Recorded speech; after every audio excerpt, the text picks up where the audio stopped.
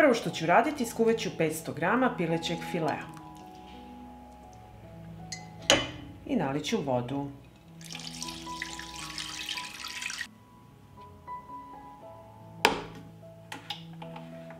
Piletina je skuvana i izvadit ću je na tanjir da se ohladi.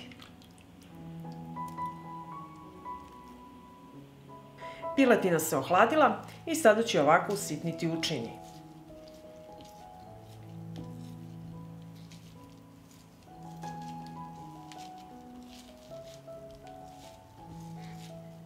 Sada ću dodati sastojke.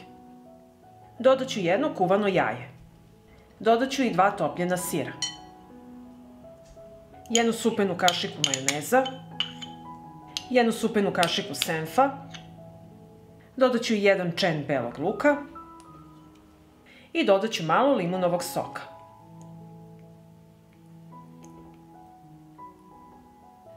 Dodat ću kašičicu soli i bibera po ukusu. I na kraju ću sve usitniti štapnim mikserom.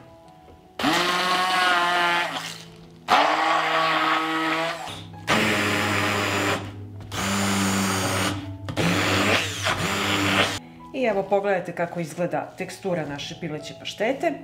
I ovako pripremljenu sipat ću je u teglicu.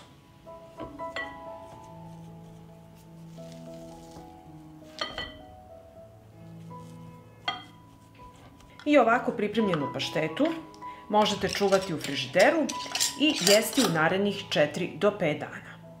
Ukoliko želite da vam pašteta traje mesec dana u frižideru, uradite pasterizaciju. Na dno šerpe stavite krpu i u šerpu sipate vodu. Vodu sipajte do visine poklopca. Stavljam šerpu na šporet, uključujem ringlu i od momenta kada voda proključa kuvaću 30 minuta.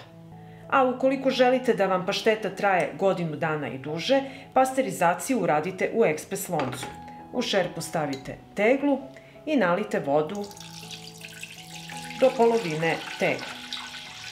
Mora se uraditi pasterizacija u ekspres loncu jer je pašteta slabo kisela hrana. Ne može se uraditi metodom vodena kupka jer spore botulizma se ubijaju na 120 stepeni. Sada ekspres lonac stavljam na šporet. Uključujem šporet i od momenta kada se postigne pritisak u ekspres loncu kuvajte 30 minuta. I sad ćemo namazati da vidimo teksturu naše paštete.